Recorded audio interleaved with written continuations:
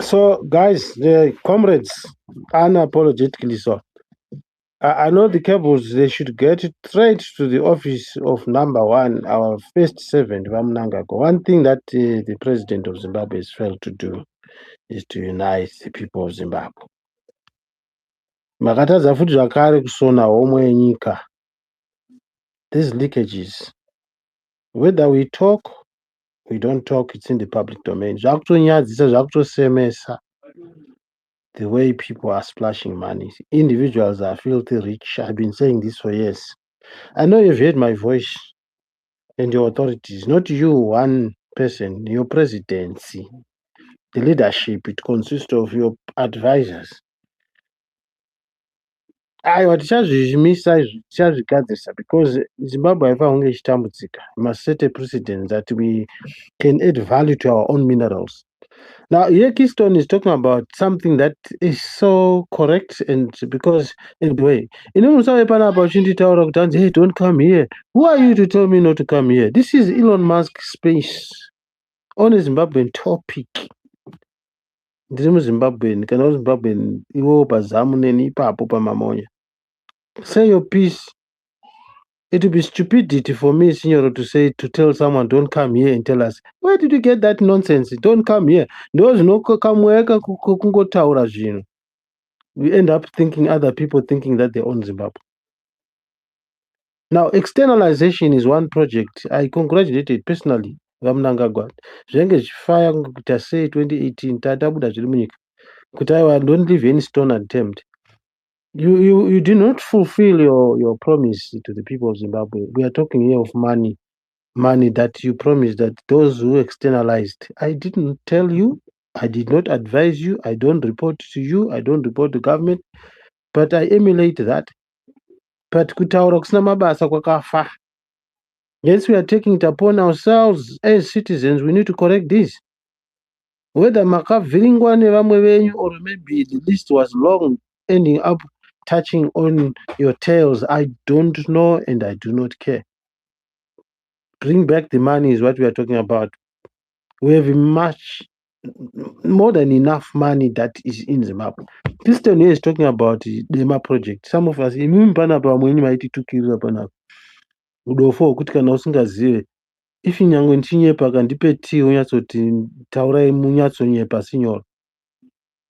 Some of you guys, you didn't hear what she's talking about. DEMA project. Vana Grace mashareholders. Sandra Mpunga mukadzi wakuda gwirei. I might not have a voice, or might not be a policymaker, but we have to talk about it. I might not say it correctly and accurately, but these things, they are now in the public domain, and thank God for digital, for social media, and thank God for technology. Information inongofamba, and it's easy to cross-check, cross-examine some of the information not out of, but it's not everything that is recorded, by the way. So now you understand that Sandra Mpunga, their cousins like Grace Mugabe, it's not difficult for you to maybe pinch of salt, believe what exactly what Keystone said. But I'm not saying just go sky baby feed Mungo Kabira. No. Naka, ini ndotori mambo panapa.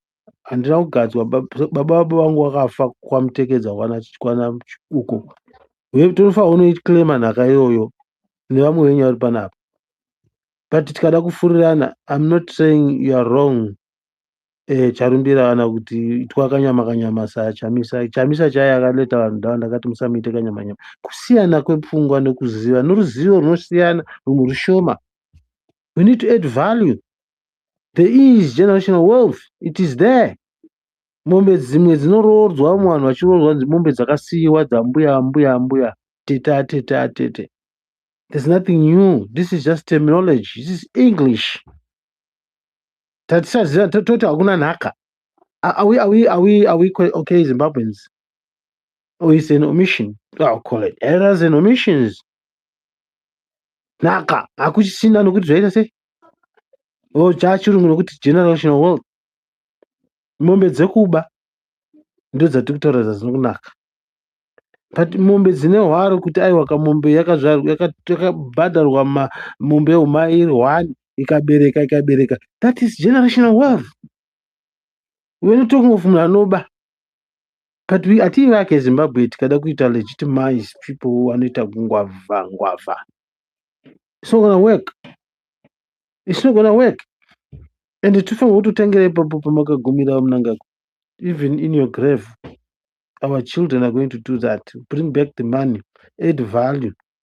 Vakaba vachadzosera. Tisafunga kuti musicians edu, I don't just praise them, I know it. You can research, they are prophetic. Andy Brown akati vakaba vachadzorera.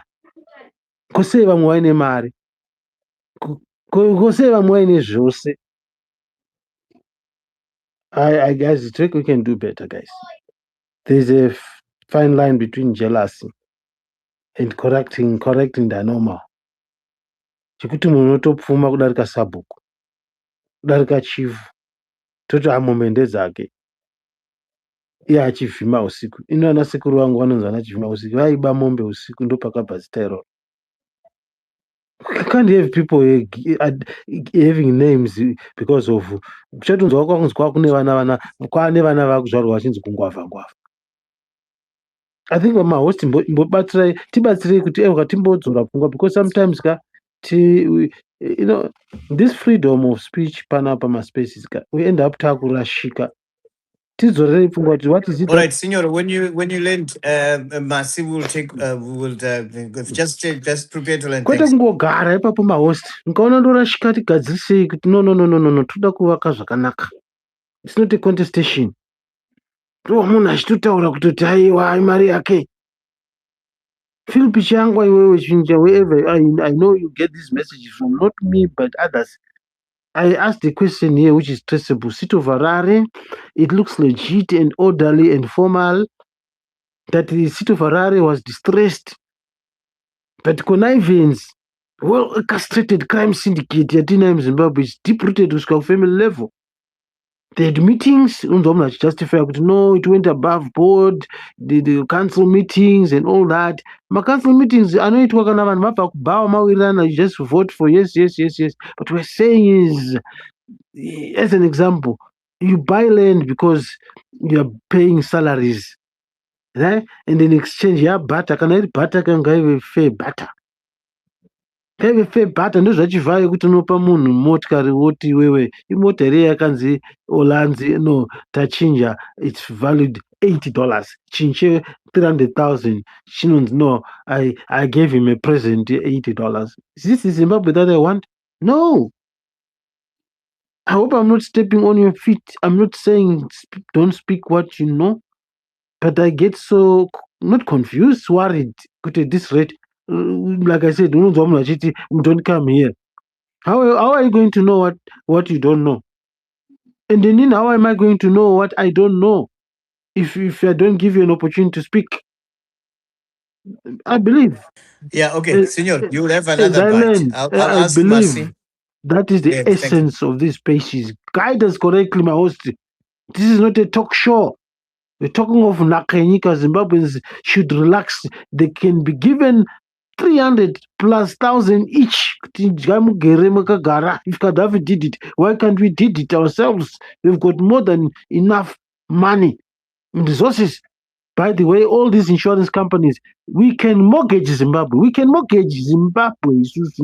Mariema Insurance Company, NASA was put there in place so that we can create our own fund. But you can even say, okay, 15 million Zimbabweans, less 10 million adults. Out of that, we can have 5 million who can raise Maria Nyika. We can pay off that debt. We can own Zimbabwe. Rather, we mortgage our own country than kuramba chingonyeperwa pana perennial debt. Vanhu vachiita zvimapyramid zvavo, vana mutule vachiuya kuzoshandira Zimbabwe as if they're clever, that we don't know that they've been employed by IMF, sent back to their countries to control us, to remain in perennial debt. Thank you for the opportunity, host. Handina kuita hangu hasha. Ndataura semunin'ina wangu anodiwa. Ngaindivhare zvangu Mike. Mazvita enyu. Thank you. Well done. Masi? Yeah, I normally listen to Zambezi. Unfortunately, because it always brings a rational thought, it doesn't fit emotional thought. And I also am not a buyer of economics of emotions and economics of retribution. I'm not about that life. I do listen to economics from other countries just to compare how we discuss economics versus how they discuss economics.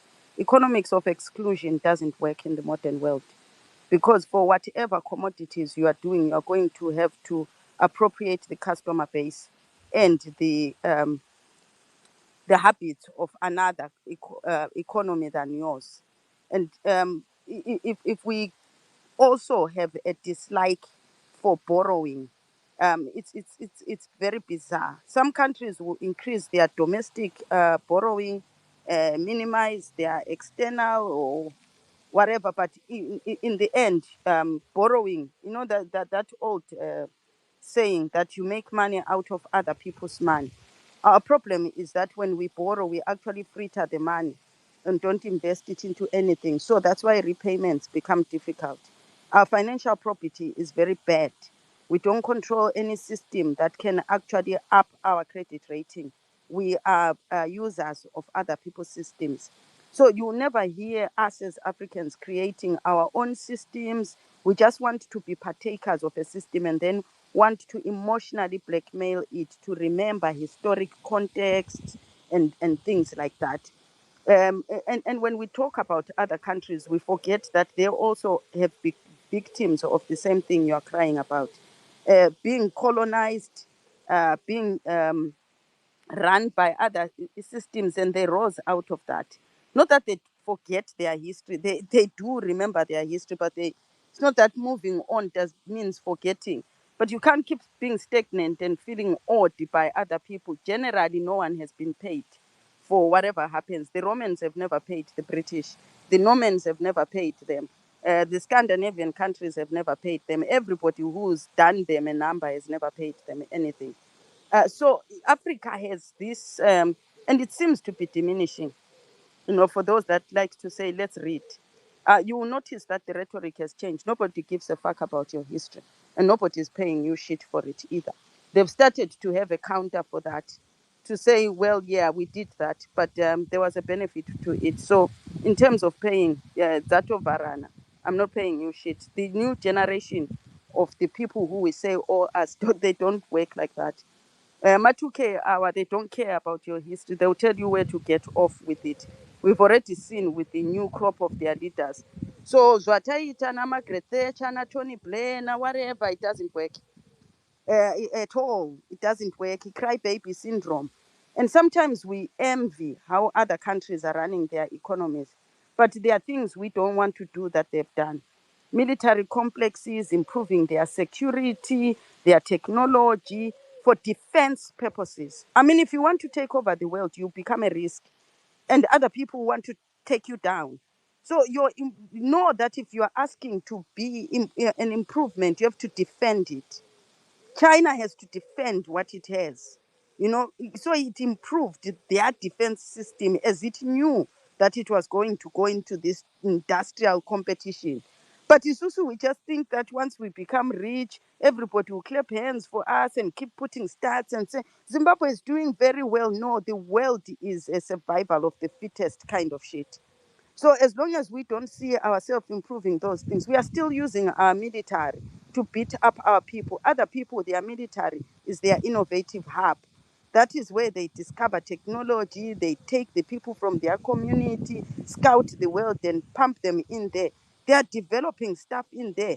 It's developed in the military. Yours is developing to beat people. Your own citizens, not even training to go beat up another world. In case you want to start to do your own, uh, um, what is it, value chain. How are you going to defend it? Because you are going into the market and you want to go either monopolize it, being the biggest supplier.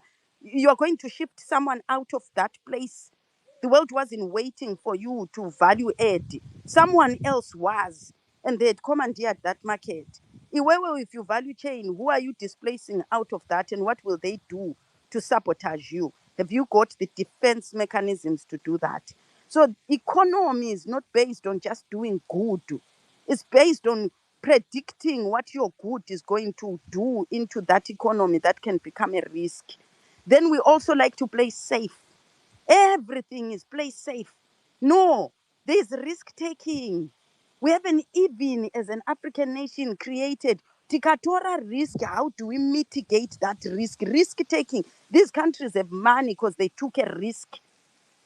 They either have to go and challenge somebody and displace them out of that violently, out of that. It's also we think that once we decide to do something, the world just shifts over and says, welcome, Zimbabwe, with your product. No, the market is fought for. It's a war out there. Once you want to input your stuff and the world is waiting to sabotage you, you increase your diamond production. The way you will produce it, someone is waiting to hold you accountable and classify you as being blood diamonds. What did you do to mitigate that risk? Did you negotiate with your own citizens properly? Or you went in nehasha wabva wavarova wakavauraya wakabva wadii, and then when they come they will say, are you being beaten? Are you being murdered for the production of this? Onamwa nema-sanctions. You didn't risk mitigate as you were producing the product. And then the world showed you kuti hausi chinhu pazvinhu. So Zambezi, I really liked what you were saying. An economics of exclusion, an economics of historical being odd, a retribution economy. Hapana bhuku that will teach you to have a retributional economic model. Aipo, even China doesn't have a retributional economic model where you are constantly saying, Diani, who owes me for what? And their wealth was created by war and sabotage. They don't care. Right now, there are others who are appropriating the war in Russia and China. People benefit from a war. Africa has never sat there baying to see ndiani ari kurwa nani, ndozvifekera papi to benefit. Others are selling them guns, weapons, people, technology, and whatnot. We just sit there thinking the world will open up patadira. But on a lighter note, because Nina and this economics, I know very little about economics. But I'm rational to know that Andisi baby, I'm not owed anything just because I love Zimbabwe. Sometimes you don't need to yourself have been a business person. A lot of people in the Western world did not become rich because their parents were business people. They actually benefited from death itself. Their relatives dying is what injected money into their pockets for them to invest in their businesses. It's also we invest in funeral covers. Opiwa 20,000 kunovika moon. Someone else who was paying the same premiums as you was investing in a life policy, and they got 500,000. You got 20,000 to bury munhu coffin, and you got a guva, matenti, mabhasi 3 nemotikari, and a cash pamsoro yechikafu for people at the funeral. Yet someone in another world was paying the exact same amount, $30, and their $30 translated to 250,000. There's a relative there, pakufa kwako, they've already become rich, and they can take 20,000 from their $250,000 and bury you, and they are left with a lot of money. We waste a lot of money in stupid things. There are more funeral covers in Zimbabwe than there are insurance policies for poor people in Zimbabwe, and nobody ever challenges that. Kuti, why have we got a lot of funeral covers but not yet the premiums are exactly the same for more money? Our insurance systems are shit. So we keep thinking we are going to be business people and leave our kids money. Sometimes people are left money by people who have vagabonds, but they are $10 every month paid for them to have 1,000,000. I have lots of white people who find out they are rich the day their uncle dies, their aunt dies, and ipapo family yatosimuka. But in Africa munhu kutofa tese tatogwatambara, we are all coming with ncebetu to pay for their funeral and the debts that they have left. But here, when a person dies, most of the time that is when the money starts splitting. There are companies even employed to wait for people to die, air hunters. It's a massive business. to go and see if they are heirs to that money. If they are not, the government is waiting to take that money. Then we are talking about hedge funds and how we will invest our pension funds. You have to improve your employment rate, number of people employed in your economy. You can't be talking about that yet 90 something percent of your country is unemployed. How many people are Makorokozas who've got a pension fund? How many people who run their chicken businesses have a pension fund? How many people who are running their food businesses a pension fund? Those people trading in Mbare a pension fund. Those who grow tobacco, vangani vane pension fund. Those who grow our maize, vangani vanazo izos. So you can see that we want to use economics of other countries who've created the infrastructure that draws premiums, subscriptions, taxation from a certain group. You want to kill industry, have less people formally employed paying into these things. But then when Priska steals from you, you don't chase that money. What was Priska stealing? Was stealing directly from the money that was supposed to be invested. Did you get that money back? No. As she was not investing and stealing, how much money did we lose? Quite a lot. We now do not even know the value of that money should it have been invested. We just know the amount she stole directly. We don't know its value. So some of our economics, it's nice sound bites, but in reality, it doesn't work. So I would benefit from people like Zambezi, and I know you understand economics 101. You are an economics guy. Um, but I'm not saying dump kuti history is not important. History is very important, but understand the era where you live and who will you be negotiating those things that you keep. Imagine if India was still talking about the Raj period and what they are being owed by the British, and they have a retributional economic model. It doesn't work, guys.